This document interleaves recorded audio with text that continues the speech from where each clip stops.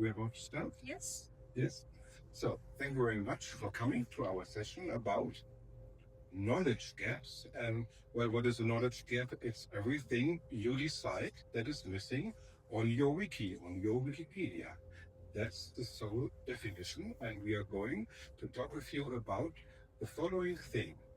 You are approaching, for example, a teacher or a university teacher, and you want to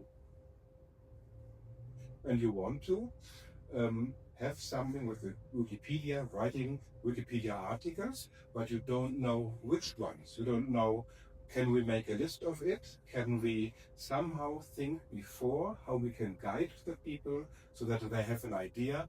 These would be good articles that we need in that Wikipedia. Right. So in this session, we'll be imagining ourselves as course leaders for a Wikipedia education program. So every year when you conduct a course, you need to create a set of assignments for your students.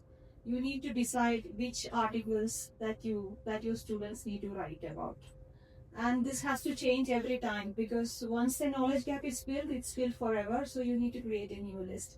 So here in this session, we are going to try and help you to find some approaches for how you can find knowledge gaps for your particular education program, regardless of the language and regardless of which geography you come from. We are going to give some of the general approaches that we can use here.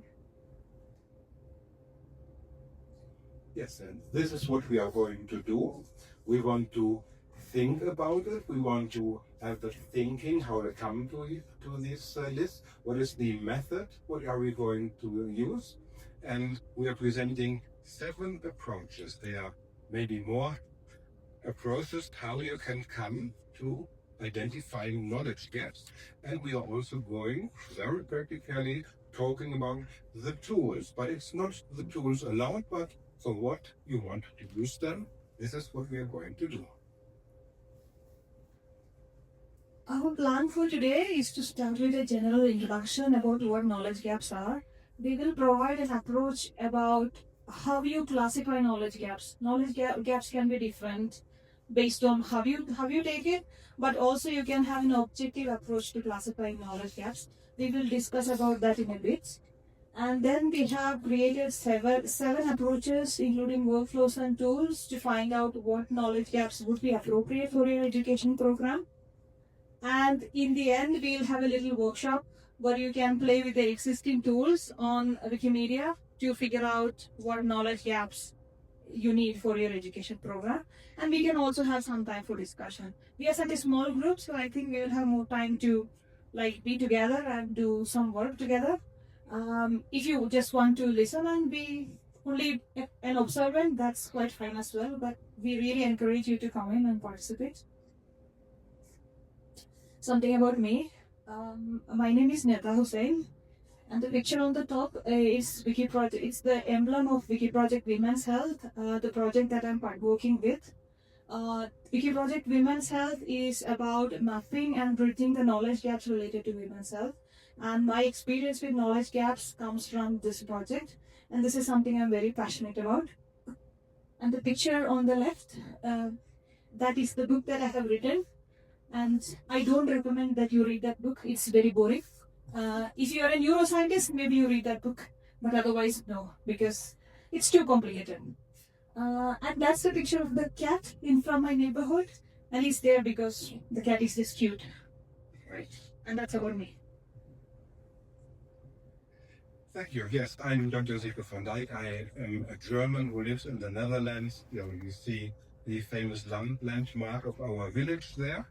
And yes, the lexicon is the German Wikipedia for children, which I co-founded. And yes, identify knowledge gaps, or in other words, what do children want to read about it? And we have given a lot of thought of it. And lexicon will be an example several times to show how we came to our selection of articles.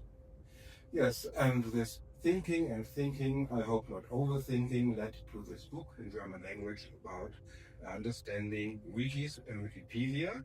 And well, maybe we'll see one or another thing from that.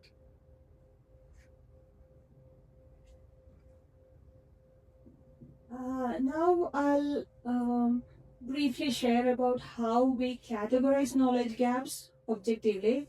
When we talk about knowledge gaps, the first picture that might come to your mind would be the content knowledge gaps. The knowledge gaps in terms of not having an article or not having sections of an article. So this article is missing or this section is missing in this article. That is one of the most common approaches that we use when we do education programs. So people write missing articles and missing sections when they do when they participate in education programs. But there could also be missing references. There could also be missing image and media, which would also constitute as content knowledge gaps. There could also be structure knowledge gaps. So there could be outdated content on Wikipedia. There might be statistics from 2003, which is still on Wikipedia, but it has to be updated with statistics from 2025. So that also constitutes a knowledge gap. Some information might be there, but it might be inaccurate or twisted. So you might need to present it in a better language, or you might need to arrange it in such a way that it becomes more accurate. That also constitutes a knowledge gap. Some information might be unverified, so an expert might not have looked into it, or it may not have references, so that would also constitute a knowledge gap. Unnotable content can also be present. I sometimes see that some articles are written in a way it's not written in an educational way, but written as like a sort of in how to do guide for doing something, which is not really the Wikipedia encyclopedia style, which also constitutes a knowledge gap. Some content might be unwikified. I see that such a lot of text is there in one article, but there might not be inter-wiki links, there might not be references, so they are a little bit disorganized, and that would constitute a knowledge gap. There would be unbalanced content. When I say unbalanced, there might be some perspectives missing in some article. The history is always written by people from the majority, people who have time and resources and privilege to write down their version of history. So some of the marginalized perspectives may be missing, and the articles might be unbalanced.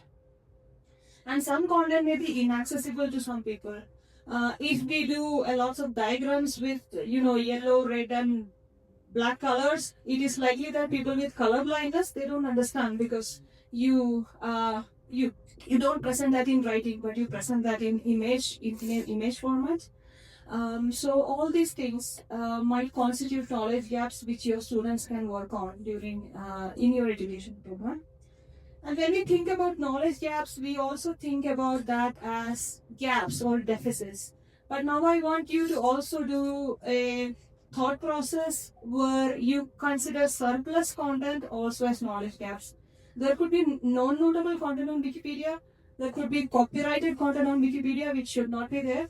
There should be vandalism. There should be hate speech. There should be such a lot of things which should not be there on Wikipedia, which is surplus, and that might need to be removed from Wikipedia, which also constitutes a knowledge gap. Finally, there is a cataloging gap. In terms of education programs, we mostly think about content, but cataloging is also an important process of how we build up a Wikipedia or in any encyclopedia in general. So some articles might have categories missing. Sometimes inter-wiki links are missing. Sometimes navigational boxes are missing. So all these cataloging processes, including structured data missing, so might also be missing. So this is something that your students can work on regardless of which article they are writing. There is a more detailed description of this on the meta page that we will show later, but that comes later. Right.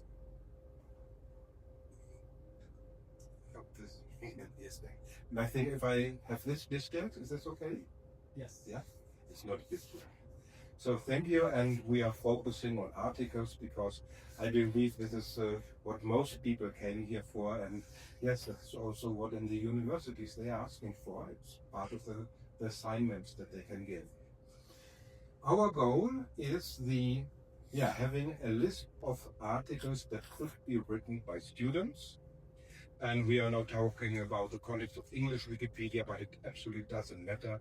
It can be any wiki, but in some language versions, you have very, very big knowledge gaps about things that you couldn't imagine that they are missing in English Wikipedia. So actually we're talking about very different kind of encyclopedias. Yes, it's really not the same. And well, in lexicography, you have a term for that, what we are doing, lemma selection. And lemma selection, it is an art for itself. And I would like to give you a little glimpse into this art of lemma selection. Yeah. What is a lemma? Well, I have here an example of a Wikipedia, the macro structure, and 2 examples for articles. Well, the macro structure of the wiki or of a dictionary, that is the sum of the lemmata. And the lemma is that what is described in an article. And an article, well, in Wikipedia is a page in the wiki. Lemma 1, lemma 2, my examples are hospital and emergency room. The important thing is these are different topics in being different lemmata. This is the rule in Wikipedia. About one topic you are allowed to have only one article. Otherwise, how would we collaborate if everyone can start a new article about the same topic that already exists? You know, that would be like playing soccer with several balls. And because we want this to be one macro structure, we have to pay attention to that. And you know, the categories, you can also think about, well, hospital and emergency room, like the higher part in the structure, and a relationship that the other articles maybe, well, more details about it, or one part that could be in a hospital. So there are several, relationships between these kind of lemmata. Lemmata is a plural. And when you are making a list, you could also think, are these lemmata, do you have a general article about something and you are explaining details in other articles, or do you want to make one big article? So these are choices, and I can't even say what is the best choices. There are pros and cons. Yes, we need rules in Wikipedia, but we also need motivations. We want someone to write the articles, and we would make a very big mistake if we don't ask for the needs of all those, let's say, relationship partners who play a role in this. And this is an overview. It doesn't have to be complete, but I go through these relationship partners. So you have the list of potential new articles, and when you make it, you will ask yourself, for example, Wikipedia. Wikipedia has rules, notability, and so on, what you are allowed to write about, and many other rules about what can be the name of an article, etc., etc. The readers, Wikipedia is made for readers, I hope so. So you are in a certain country, you make it for a certain linguistic community. What do they want to read about? Maybe it's not exactly the same that students want to write about it, could be. The institution, that can be the university or a school or a museum or any other institution, they have rules too. They have goals too. They want to promote knowledge about our region, or they want to introduce young people to public health knowledge, like where you can find treatment for this or that, you know. So they have rules, for example, maybe a code of conduct, maybe there are topics you are not allowed to write there. You never know, so be in contact with them and ask them, and maybe they want to make a little promotion. Hey, we have here a course with Wikipedians, they write something, and so can get need of them. Yeah, and the students, maybe they have motivations of their own, and you can make use of it. And it could be useful if you explain to them why certain topics would be useful, even it may be not their main interest in life, but they can grow an interest in it. Right? And the last one, of course, yourself. Think about yourself. Why are you doing this? Why are you making the contacts? Why are you training there? Why you do the effort? Well, maybe you yourself think there should be more knowledge on Wikipedia about very important topics think of yourself. Really important. Right. Now we have a little discussion with each other. So I would like for you to discuss in groups. We imagine yourselves of being a course leader for an education program. You are a course leader, and this term you want to create a list of knowledge gaps for your students to work on. And how do you come about it? What ideas would you use? What approaches do you use? Do you ask someone, or is there a tool that you use, or is there an approach that you follow? And what considerations do you have? Do you consider the institution's goals? Do you consider what students want to do? Or do you see what is important for Wikipedia, or what articles are popular and what you want? I mean, there are a lot of things that you can consider. So sit with the person next to you and then discuss for maybe 8 minutes, like 10 minutes? 10 minutes? 10 minutes, yeah. And then come back and tell us about what approaches or ideas that you would use in your education program. 8 minutes. Yeah, yeah. All right, 8 minutes. What you would use in your education program? Yes. Amit, you?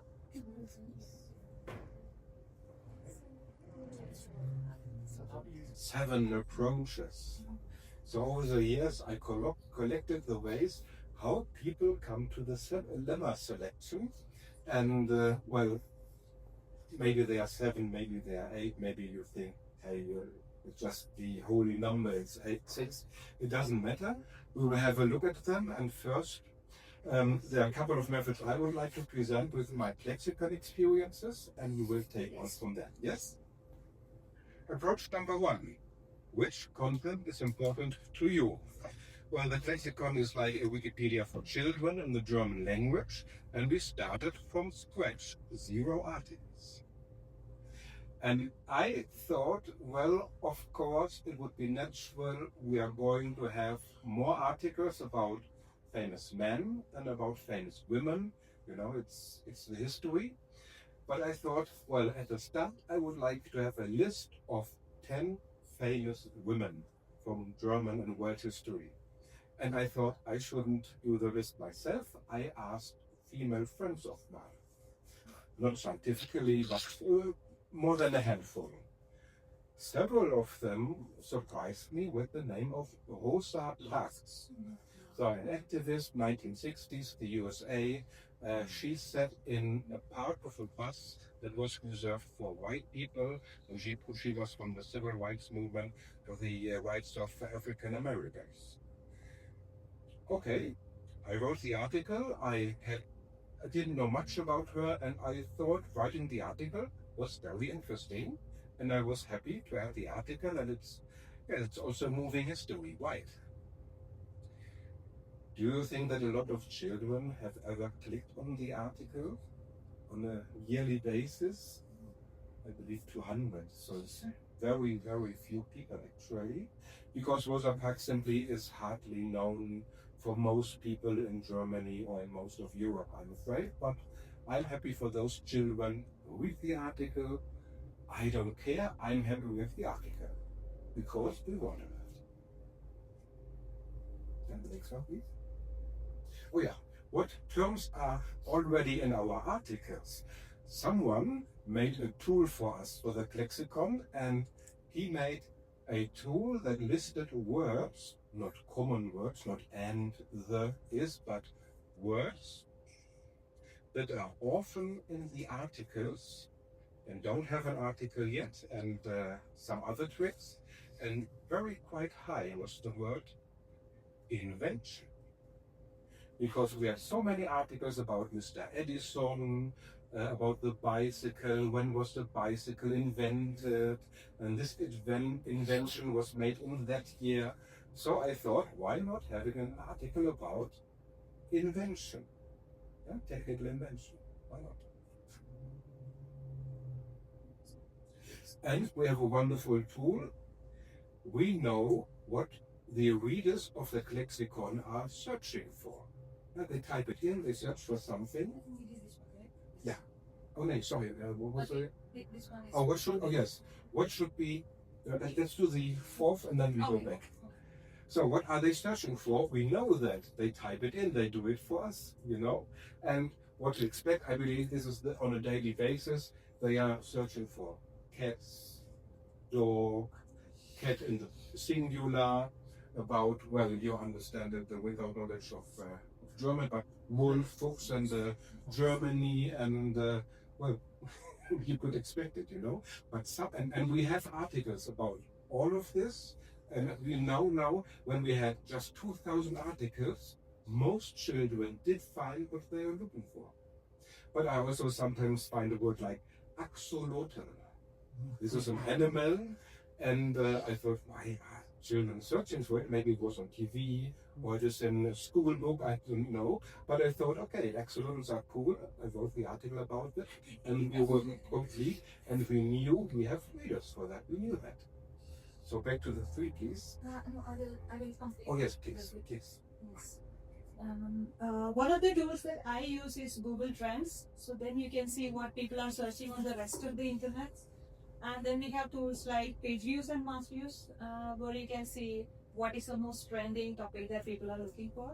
But you can also look at the good old newspaper and see what's happening, what's trending, and then you can find what your students can write about. Yes, we will be demonstrating some of the tools in the end of the session. So, and coming to the top topics that people are searching for, it's often popular culture. It's sometimes related to, sexual content, because there is stigma associated with talking about this. So they go to the internet and they look about it. So do you really want to make your students write about pop culture? That's your question. I mean, whether you have to go by the popular things to be able to write Wikipedia articles on, that's a question that you have to answer on your own. Sometimes it's good, sometimes it cannot be the goal of your education program. Yes. Thank you. Yes, and what should be complete? There are some topics that are quite ideal. For example, why not having one article about every country in the world? And I know for English Wikipedia it's ridiculous we have that, but in the lexicon we started, and also in other wikis. Well, look at every country, it's important, and also what is the quality of it. Or for example, complete. Well, in German Wikipedia you have articles about everyone who has ever been in a German parliament, national level or state level.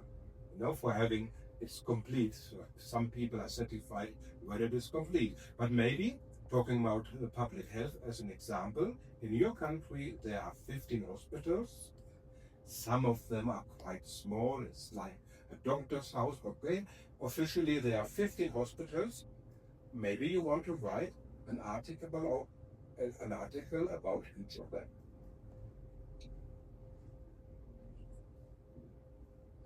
On Wikipedia, we have several tools for giving an overarching picture of what exists, so that it's much easier for you to find what does not exist. So there are name boxes on some articles that gives you an overarching picture of what is there. There are wiki projects that give you a big umbrella structure of what articles are there. If you go to the category tree, you can find a category tree of what articles fit where and what is missing. So then to find what is missing becomes easier. You can go to the list of red links. Some Wikipedias have a list of red links of articles that do not exist, so you can go there. And most Wikipedias also maintain a list of vital articles. Vital articles are the articles that must exist on every Wikipedia. There would be a list of the first 500 articles, the first 1,000 articles, or vital articles divided by subject. Like these are the most important 100 articles that should be there in medicine, for example. So some Wikipedias maintain that, so you can go and have a look at that. And then there are also wiki projects related to missing encyclopedic articles. On English Wikipedia, there is a special wiki project about missing articles. So you can go there and choose by topic, and then figure out your topic, and then go in and see which articles are missing. We'll see more of that during the workshop part. Yes.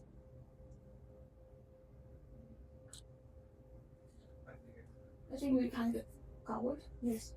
I think I kind of covered this earlier. What gets the most views? I talked about page views and mass views. So there we will be able to see how many views each article has gathered and at what point of time, which is very useful for us to understand the ongoing trends.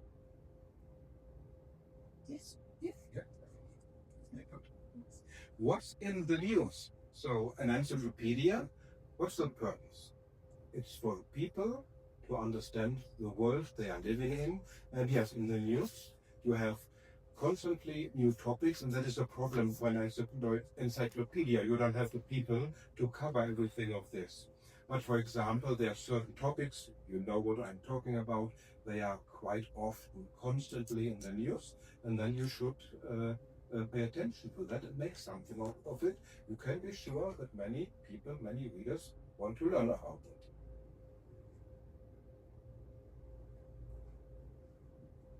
What appears in other reference works? If you are a course leader, you probably are an expert in that subject, so you know what other reference works are talking about.